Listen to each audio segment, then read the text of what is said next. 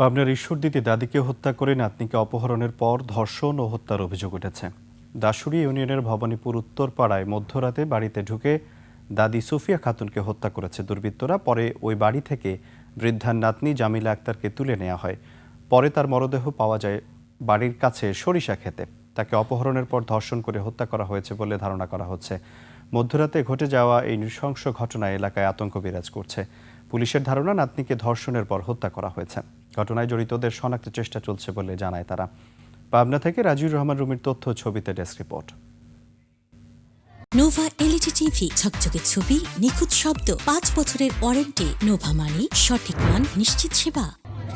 পাবনার ঈশ্বরদী উপজেলার দাসুরিয়া ইউনিয়নের ভবানীপুর উত্তরপাড়া গ্রামে গভীর রাতে নিজ বাড়িতে দাদি সুফিয়া খাতুনকে কুপিয়ে হত্যা করে নাতি জামিলা আক্তারকে অপহরণ করে দুর্বৃত্তরা।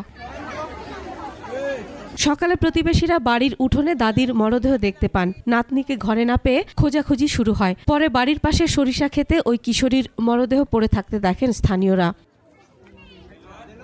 স্থানীয় লোকজনের ভাষ্য, নিহত বৃদ্ধার ছেলে ঢাকায় কাজ করেন, বাড়িতে দাদি ও নাতনি থাকেন। শুক্রবার রাতে ওই বাড়ি থেকে হঠাৎ কান্নার শব্দ শোনা গিয়েছিল। এ সময় কয়েকজন প্রতিবেশী ঘর থেকে বের হলেও কিছুক্ষণ পর শব্দ থেমে যাওয়ায় তারা নিজেদের ঘরে ফিরে যান।